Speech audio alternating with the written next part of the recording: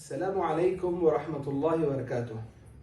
الحمد للہ رب العالمین والصلاة والسلام علی رسولہ الکریم وعلی آلہ واصحابہ اجمعین ومن تبعہم بإحسان الى یوم الدین. اما بعد. رب اشرح لی صدری ویسر لی امری واحلل عقدۃ من لسانی یفقہوا قولی. محترم ناظرین اور ناظرات، اللہ تعالیٰ کی بڑائی اور پاکی اور حمد کے بعد ابراہیم علیہ السلام کا جو سلسلہ ہمارا شروع ہوا تھا، اس کا یہ تیسرا درس آپ حضرات کی خدمت میں. سب سے پہلے ہم جس بات سے آج کے درس کا آغاز کریں گے وہ ہے کہ ابراہیم علیہ السلام کی سیرت کو جب ہم پڑھیں گے، آپ علیہ السلام کی زندگی کے احوال کو جب ہم جانیں گے تو کہاں سے یہ معلومات ہم لیں؟ ابراہیم علیہ السلام کی حیات طیبہ کے واقعات اور آپ کی سیرت کے موضوع پر معلومات ہم کو کہاں سے ملیں گی؟ تو سب سے پہلے آپ یہ بات جان لیں کہ اللہ عز و جل کے کلام میں ہمیں ابراہیم علیہ السلام کے احوال زندگی مل سکتے ہیں مستند اور صحیح طور پر. اللہ تعالیٰ نے جو بات بیان فرمائی وہ برحق بات ہے، اس میں شک کی یا جھوٹ کی کوئی گنجائش نہیں ہے. اللہ تعالیٰ کے کلام کے ساتھ پیارے نبی صلی اللہ علیہ وسلم کی سیرت سے بھی، آپ کے احوال، آپ کے احادیث مبارکہ سے بھی ابراہیم علیہ السلام کی زندگی کے متعلق خبریں ہمیں ملتی ہیں. ان دونوں مصادر اور مراجع کے علاوہ کسی تیسرے راستے کا رخ کرنا یا کسی تیسرے کو مرجع یا مصدر بنانا محل نظر ہوگا. اسرائیلی روایات ہوں یا تاریخی روایات ہوں، ان پر اکتفا کرنا، ان کی صحت پر ان کو صحت یافتہ ماننا یہ محل نظر ہوگا. اس لیے ہم پیارے ابراہیم علیہ السلام کی سیرت کو صرف اور صرف قرآنی آیات کی ترجمانی اور احادیث مبارکہ میں جو اللہ کے نبی صلی اللہ علیہ وسلم نے ابراہیم علیہ السلام کے بارے میں بتایا، اسی کی روشنی میں ہم ابراہیم علیہ السلام کی سیرت کو پڑھنے کی اور سننے کی کوشش کریں گے. سب سے پہلے آپ یہ دیکھیں کہ ابراہیم علیہ السلام کہاں پیدا ہوئے، ابراہیم علیہ السلام کب پیدا ہوئے، ابراہیم علیہ السلام کس علاقے میں پیدا ہوئے، ابراہیم علیہ السلام کا نام کیا ہے. ابراہیم علیہ السلام کا نام قرآن کریم میں اللہ عز و جل نے ابراہیم بن آزر بتایا ہے. وہیں تورات میں ابراہیم علیہ السلام کے والد کا نام طارق بیان کیا گیا ہے. ہم اسی بات کو لیں گے جو اللہ نے قرآن کریم میں بتایا، وہ نام ہے ابراہیم بن آزر. ابراہیم علیہ السلام عراق کے ایک شہر ار میں پیدا ہوئے تھے. اس وقت اس دور میں نمرود بہت بڑا بادشاہ تھا. اس کی حکومت اور بادشاہت، اس کی حکمرانی کافی علاقے میں، عرصہ دراز میں، بہت زیادہ علاقے میں پھیلی ہوئی تھی اور لمبی مدت تک یہ لوگوں پر حکومت کرتا رہا. پرانی کتابوں میں، تورات وغیرہ میں اور اسرائیلی روایت میں یہ بات آتی ہے کہ تقریباً نمرود نے 1000 سال تک بادشاہت یا حکمرانی کی.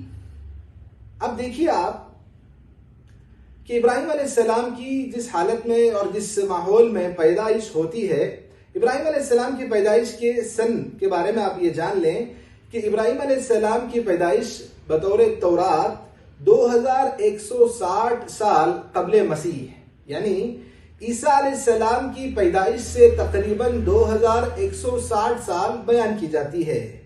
تو معلوم یہ ہوا کہ آج جو عیسیٰ علیہ السلام کی عیسائی کیلنڈر کے حساب سے، عیسوی کیلنڈر کے حساب سے عیسیٰ علیہ السلام کو آسمانوں پر اٹھا لیے جانے کے بعد سے آج تک جو تاریخ ہوئی ہے وہ 2022 سال چل رہا ہے. تو عیسیٰ علیہ السلام کی آمد سے، ان کی پیدائش سے 2160 سال پرانا یہ واقعہ ہے. تو تقریباً 4200 سال پرانا یہ واقعہ ہے ابراہیم علیہ السلام کا، جس کو آج ہم اور آپ سننے جا رہے ہیں. اب 4200 یا 4500 سال پرانا یہ واقعہ ابراہیم علیہ السلام کا جو اللہ نے قرآن کریم میں بیان کیا.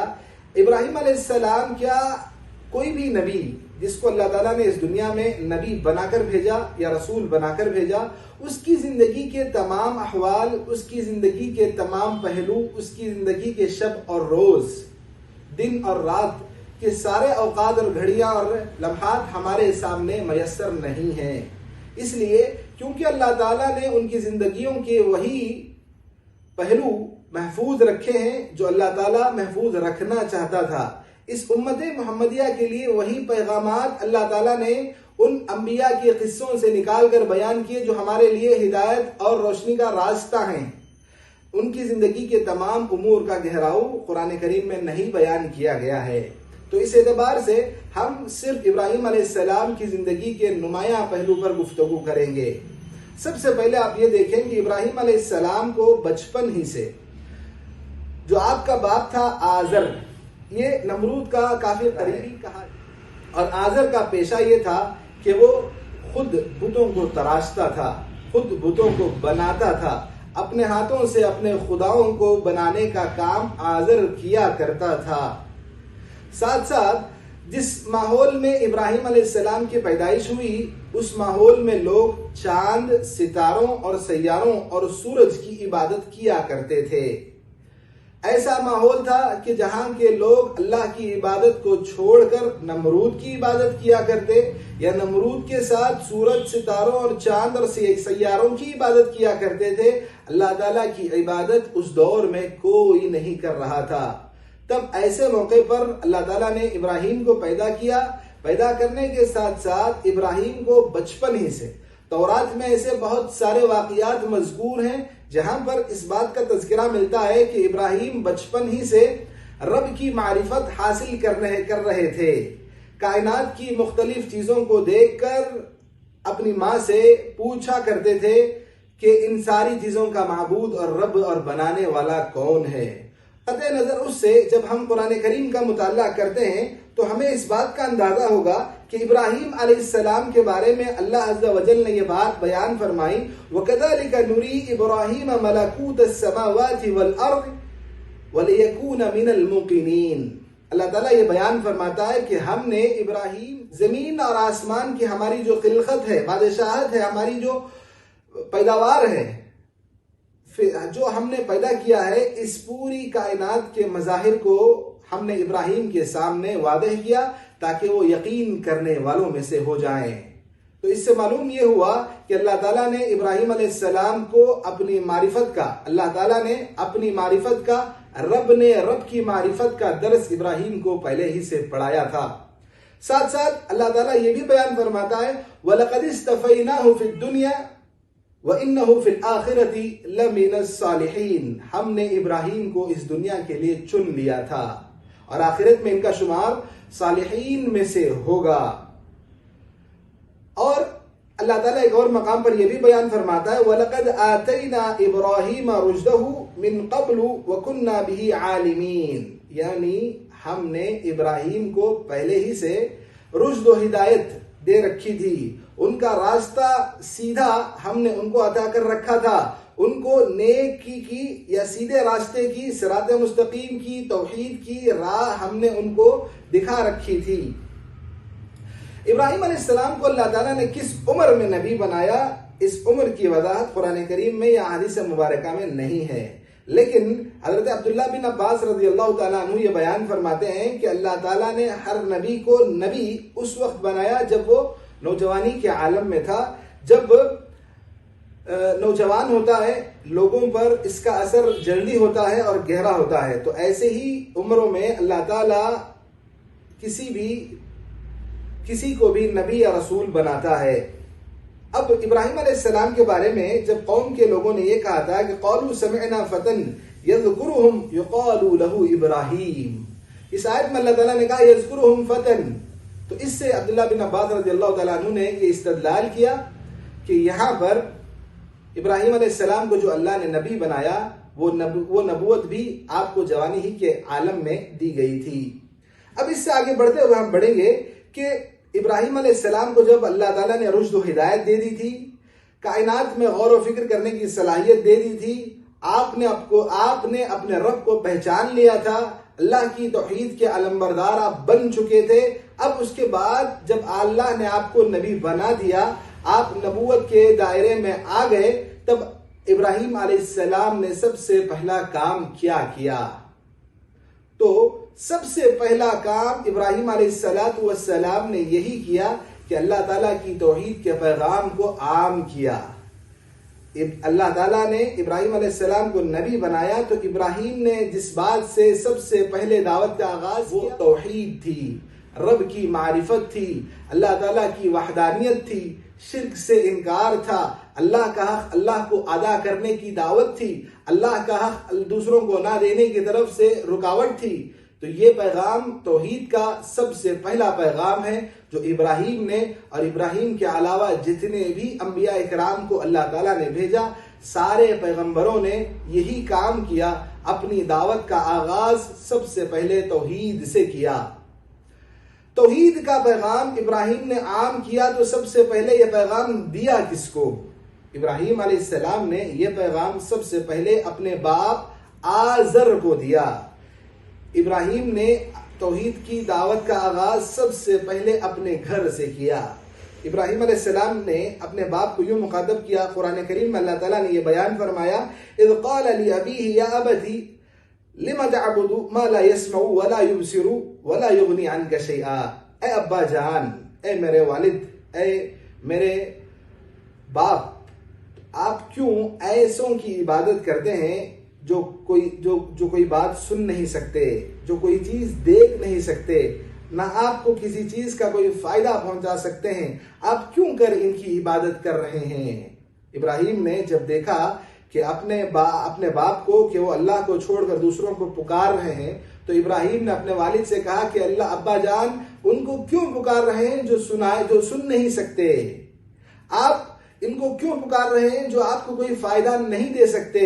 ابراہیم نے پورے حکمت کے ساتھ، پوری مصلحت کے ساتھ، پوری ہمدردی اور محبت کے نام یہ پیغام دیا اپنے والد کو سب سے پہلے توحید کا. پورے ادب اور احترام کے لحاظ کو برقرار رکھتے ہوئے ابراہیم علیہ السلام نے سب سے پہلے اپنے والد کو توحید کی دعوت دی. تو ابراہیم علیہ السلام کی توحید کی دعوت پر ان کے باپ نے یہ کہا، جیسا کہ ہم نے یہ سن لیا کہ ابراہیم کے والد آزر خود بت تراش تھے، اپنے ہاتھوں سے بتوں کو بناتے تھے، پھر اس کے بعد بت فروش بھی تھے اور انہی بتوں کو چند پیسوں کے بدلے بیچ دیا کرتے تھے. اور یہ قوم نمرود جو تھی یہ کچھ پیسوں کے بدلے اپنے ہی بتوں کو دوسروں کو بیچا بھی کرتے تھے.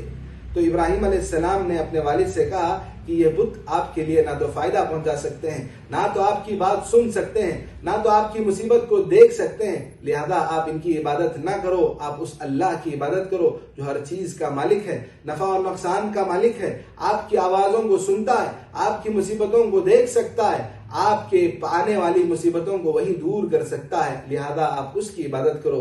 لیکن باپ نے اپنے بیٹے کو دھتکار دیا، انکار کیا ان کی دعوت کا، اور نے کہا قال اراغب انت عن آلہتی یا ابراہیم، اے ابراہیم کیا تم مجھے میرے معبودوں سے پھیرنا چاہتے ہو؟ لئن لم تنتہی، اگر تم اس طرح کی دعوت سے نہیں رکو گے، اگر تم مجھے بتوں کی عبادت کرنے پر روکنا چاہتے ہو تو سن لو کہ اگر تم اپنے کام سے باز نہیں آئے، تم اس دعوت کے کام کو تم نے نہیں چھوڑا، دعوت کا کام جو تم کر رہے ہو اس کو بند نہیں کرو گے تو جان لو کہ میں تم کو پتھروں سے مار کر سنسار کر کے اور باہر نکال دوں گا. تو ابراہیم علیہ السلام کے باپ نے ابراہیم علیہ السلام کے ساتھ جو مشفقانہ دعوت ابراہیم نے اپنے باپ کو دی تھی، انہوں نے یہ رویہ اپنایا. تو آج کے درس کو یہیں روکتے ہوئے اس درس سے حاصل ہونے والے 2-3 مختصر فوائد میں آپ حضرات کے سامنے گنا کر اپنی بات کو ختم کروں. سب سے پہلے آپ غور کریں کہ انبیاء کی دعوت کس بات پر ہوا کرتی ہے. جس بھی نبی کو اللہ نے نبی بنایا اس نبی کا سب سے پہلا کام توحید کو عام کرنا ہے. تو مجھے اور آپ کو بھی جب لوگوں میں دعوت کا کام کرنا ہے تو سب سے پہلے آغاز اور سب سے پہلے کسی بھی چیز کی بنیاد جب ہم کریں تو اس کے لیے توحید سے اپنی شروعات کریں. دوسری بات آپ یہ دیکھیں کہ باپ کے سامنے بیٹے کا جو کردار ہے، ابراہیم علیہ السلام نے اپنے باپ کو جن الفاظ میں مخاطب کیا، جس طرح نرمی کا رویہ اپنایا، جبکہ باپ مشرک تھا۔ شرک سے بڑا دنیا میں کوئی گناہ نہیں، لیکن اس گناہ کے باوجود ابراہیم علیہ السلام نے اپنے مشرک باپ کے ساتھ بھی رحم و کرم کا معاملہ کیا، عزت و توقیر اور احترام کا انداز اور پاس و لحاظ ملحوظ رکھا، لیکن باپ نے ابراہیم کی نہ سنی۔ ابراہیم علیہ السلام نے اپنی باپ کی بات کا کچھ برا نہ مانا، اپنے باپ کو توحید کی دعوت دیتے رہے، لیکن باپ نے ابراہیم کی دعوت کا انکار کیا۔ تو ہر دور میں توحید کی دعوت کو پھیلانے والے انبیاء آئے ہیں، اور ہر دور میں یہ بھی لوگ تھے کہ جنہوں نے توحید کی دعوت کا انکار کیا۔ پھر ابراہیم آخر میں اپنے باپ کے لیے استغفار کی دعا کرتے ہوئے آگے بڑھ گئے، کہا کہ ابا جان، میں آپ کے حق میں استغفار کروں گا تاکہ آپ کو اللہ تعالیٰ جہنم کی آگ سے محفوظ رکھے۔ ہم اگلے درس میں جانیں گے کہ ابراہیم علیہ السلام نے اپنے باپ کے لیے استغفار کا جو وعدہ کیا، اس وعدے کا انہوں نے کیا کیا۔ آخر میں اللہ تعالیٰ سے دعا ہے کہ اللہ تعالیٰ مجھے اور آپ کو کہنے سننے سے زیادہ عمل کی توفیق عطا فرمائے، توحید کے پیغام کو دنیا تک سب سے پہلے پہنچانے والے بنائے، ہم لوگوں کو توحید اور اہل توحید میں شامل کرے۔ السلام علیکم ورحمۃ اللہ وبرکاتہ۔